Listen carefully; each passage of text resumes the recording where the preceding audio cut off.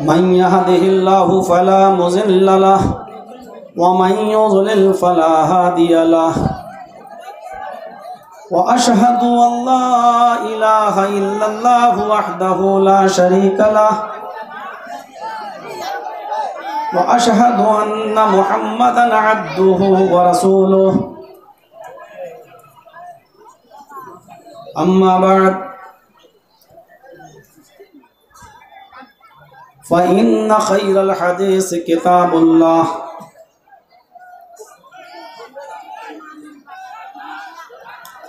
وخير الهدي هدي محمد صلى الله عليه وسلم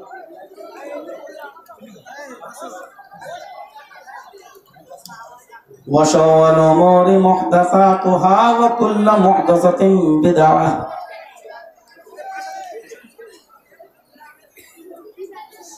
وكل بدعة ضلالة وكل ضلالة في النار.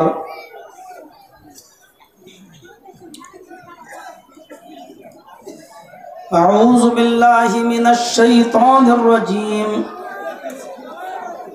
بسم الله الرحمن الرحيم.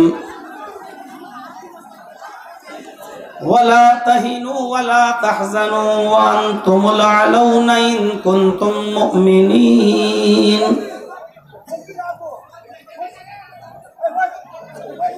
رب اشرح لي صدري ويسر لي أمري واحلل عقدة من لساني يفقهوا قولي.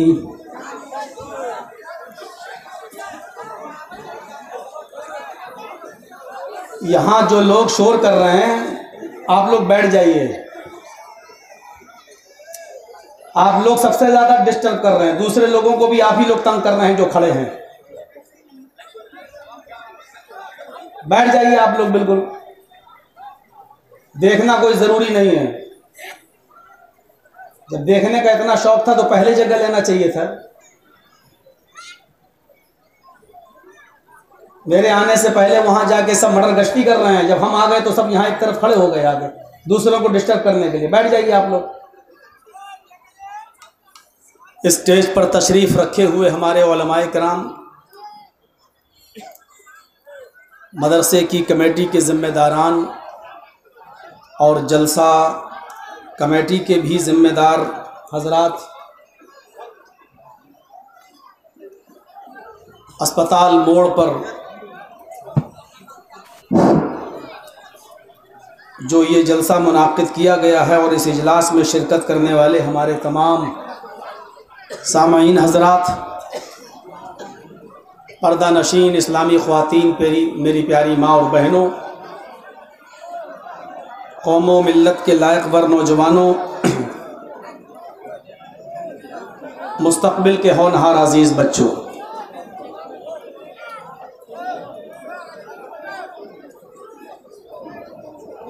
یہ پروگرام آپ کو بہت آسانی سے نہیں ملا ہے. یہ پروگرام کیسے ملا ہے یہ جلسہ کمیٹی کے ذمہ داران کو اچھی طریقے سے معلوم ہے. پروگرام بہت مشکل سے ملا ہے. میرے پروگرام پورے رمضان کے 2 دن سے پہلے تک میری ڈائری پر بک ہیں.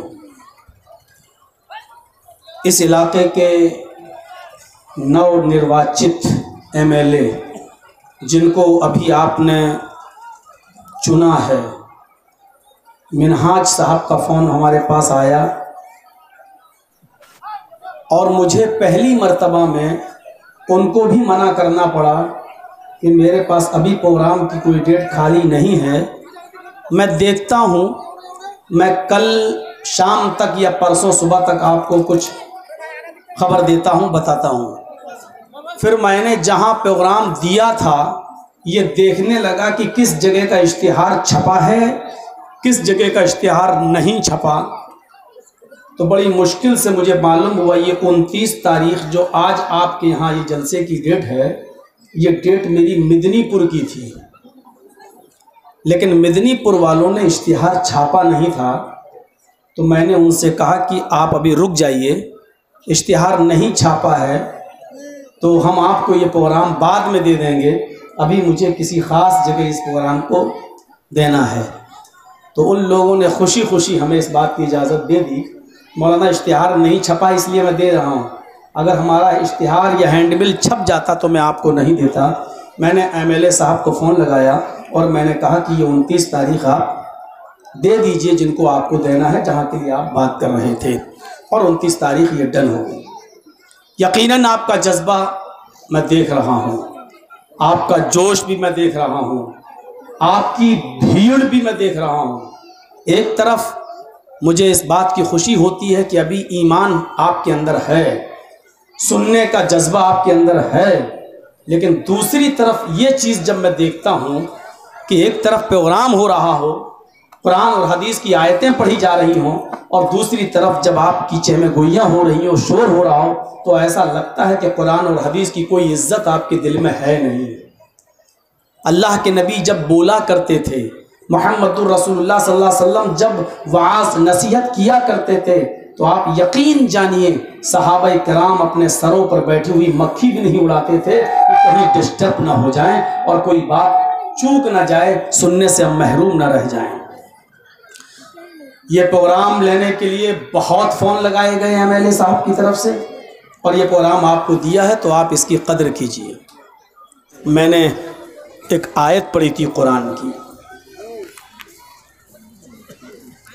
چھوٹی سی آیت ہے، بہت چھوٹی سی آیت ہے لیکن بہت زبردست ہے۔ وَلَا تَهِنُوا وَلَا تَحْزَنُوا وَأَنْتُمُ الْأَعْلَوْنَ إِن كُنتُم مُؤْمِنِينَ۔ مسلمانوں تم غم نہ کرو، مسلمانوں تم مایوس مت ہو جاؤ، تم ہی سر بلند رہو گے، تم ہی صاحب عزت رہو گے، تم ہی ترقی کرو گے، لیکن شرط کیا ہے؟ ان کنتم مؤمنین، پہلے مومن بن کر دکھاؤ۔ سمجھ گئے آپ؟ اللہ نے عزت مسلمانوں کو دینے کے لیے کہا ہے، اللہ نے ترقی مسلمانوں کو دینے کے لیے کہا ہے، اللہ نے سرداری مسلمانوں کو دینے کے لیے وعدہ کیا ہے، لیکن ایک شرط لگا دی، اگر تم مومن ہو کر دکھا دو تو، مومن بن جاؤ تو۔ آج ہم ترقی نہیں کر رہے ہیں، آج ہمیں بلندی نہیں مل رہی ہے، آج ہمیں عزت نہیں مل رہی ہے، اس کا مطلب یہ ہے کہ ہمارے ایمان میں کمی ہے، ہم پکے سچے مومن نہیں ہیں۔ شرط پوری کرو پہلے، اذا فات الشرط فات المشروط، یہ عربی کا ایک سیدھا سا اصول ہے، جب شرط ہی پوری نہ ہو تو مشروط بھی ختم ہو جاتا ہے۔ نماز کے لیے شرط ہے کیا؟ وضو۔ اگر آپ کا وضو ہوگا تو نماز ہوگی، وضو نہیں ہوگا تو نماز نہیں ہوگی۔ اگر وضو صحیح تو نماز صحیح، اور وضو نہیں ہے تو نماز نہیں۔ تو اللہ نے کہا نماز پڑھو، نماز کے لیے شرط کیا لگایا؟ وضو۔ تو ہم نماز پڑھا اللہ اکبر، لیکن وضو نہیں ہے، نماز ہو جائے گی؟ نہیں۔ کیوں؟ کیونکہ آپ نے شرط کو پورا نہیں کیا۔ پہلے شرط پوری کرو، اللہ نماز قبول کرے گا۔ شرط ہے ہم تمہیں بلندی دیں گے، ہم تمہیں ترقی دیں گے، ہم تمہیں حکمراں بنائیں گے، ہم تمہیں سرداری دیں گے، لیکن ہماری ایک شرط ہے، وہ شرط کیا ہے کہ تم اپنے اندر ایمان پیدا کر لو۔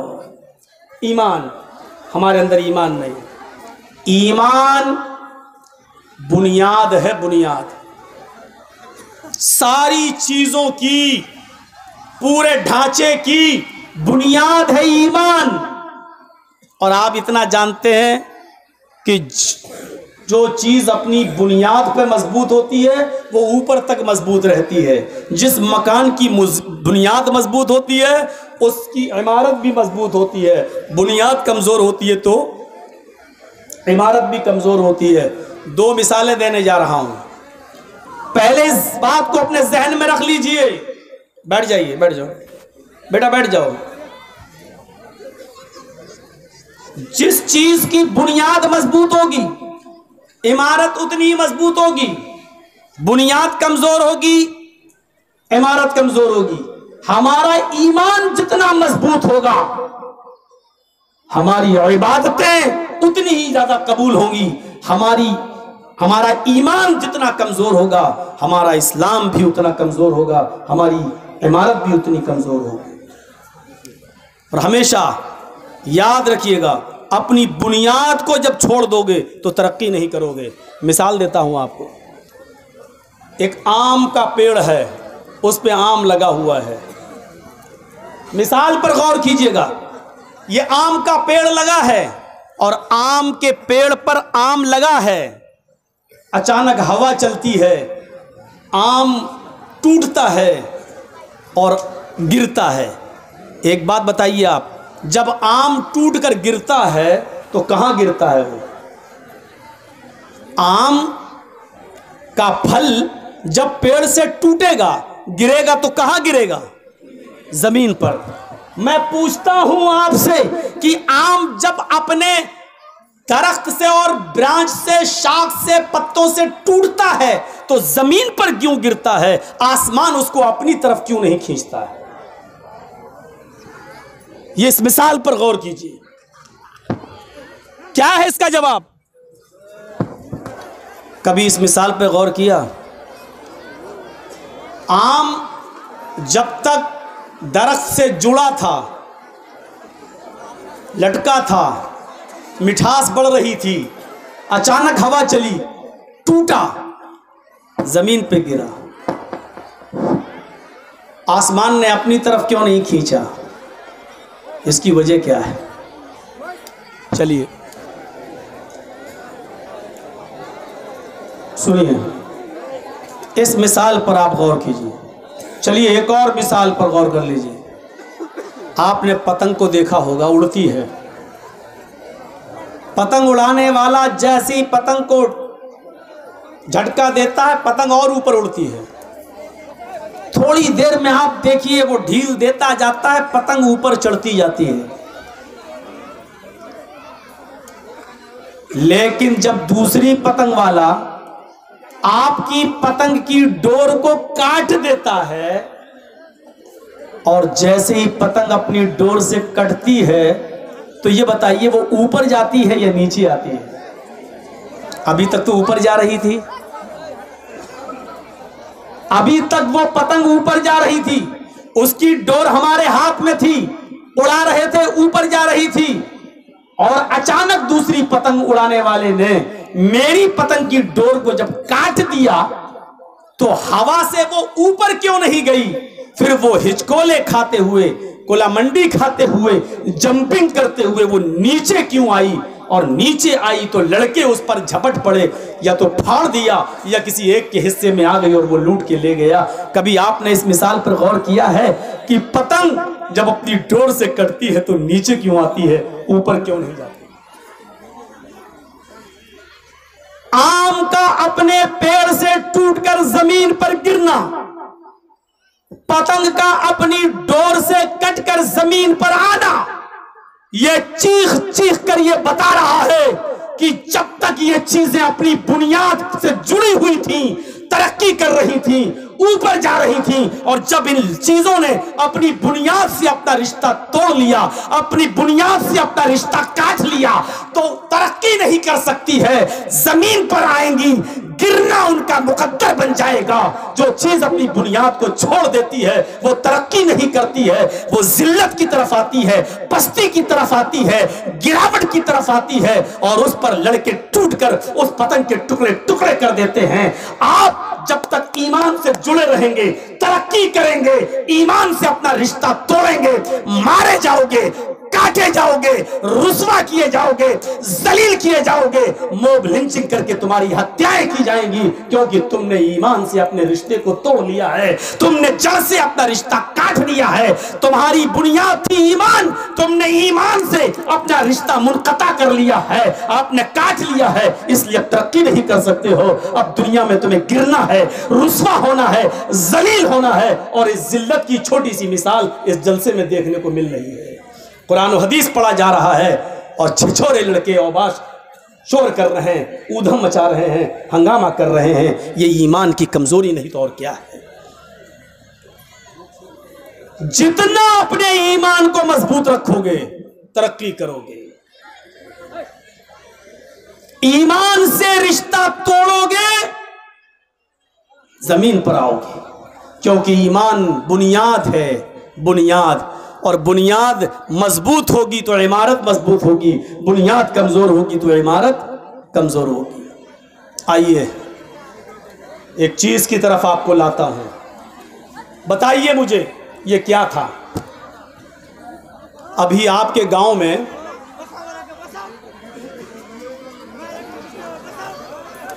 دیکھو راجیو گاندھی کے باپ کو، دیکھو حکم،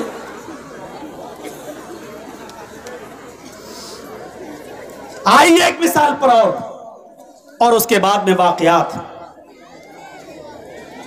ایک پولیس والا بھی آپ کے گاؤں میں آ جائے، نہ اس کے ہاتھ میں بندوق ہو، نہ گولی ہو، نہ پسٹل ہو، کچھ نہ ہو، اور آپ کے گاؤں میں کوئی مخبری کر دے کہ یہاں جوا ہو رہا تھا یا شراب کا ٹرک آیا، اور اکیلا پولیس والا وہاں آ جاتا ہے، اس کے ہاتھ میں کچھ نہیں ہے، پورا گاؤں اس کے سامنے کھڑا ہو جاتا ہے، وہ ڈانٹ رہا ہے پورے گاؤں کے سامنے، چلا رہا ہے پورے گاؤں کے سامنے، چیخ رہا ہے پورے گاؤں، ایسا کرو گے تو سمجھ لو کیا ہوگا، قانون اپنے ہاتھ میں مت لیجئے۔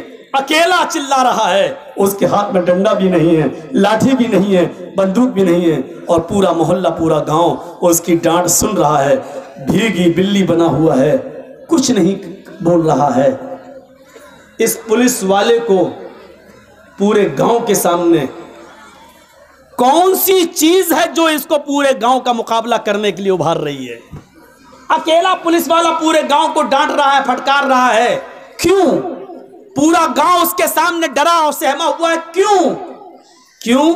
اس کی وجہ یہ ہے کیونکہ آپ جانتے ہیں کہ پولیس والا اکیلا ضرور ہے، لیکن اس کے ساتھ گورنمنٹ ہے، اس کے ساتھ سرکار ہے، وہ آن ڈیوٹی یہاں آیا ہے، وہ اکیلا نہیں ہے، اس کے ساتھ سرکاری طاقت ہے، یعنی وہ اکیلا اپنے آپ کے اندر ایک پوری سرکار ہے، اس لیے وہ اکیلے آپ کو ڈانٹ رہا ہے، پھٹکار رہا ہے۔ جب وہ اکیلا ہے لیکن سرکار کی طاقت کا یقین ہے اس کو کہ ہمارے ساتھ گورنمنٹ ہے، تو پھر یاد رکھیے وہ کسی سے نہیں ڈرتا ہے۔ یہی چیز ایک مسلمان کے اندر پیدا ہو جائے تو ایمان ہے اس کے اندر، اور یہ ایمانی طاقت جب اس کے اندر آ جائے کہ میرے پاس ایمان ہے، تو اللہ کی قسم وہ کسی سے نہیں ڈر سکتا ہے، کسی کے سامنے نبرد آزما نہیں ہو سکتا ہے، کسی کے سامنے ہتھیار نہیں ڈال سکتا ہے، وہ ساری کائنات سے اور ساری دنیا سے لڑنا گوارا کر لے گا، لیکن اپنے ہتھیار ڈالنا گوارا نہیں کرے گا، کیونکہ وہ جانتا ہے کہ میرے پاس ایمان کی طاقت ہے۔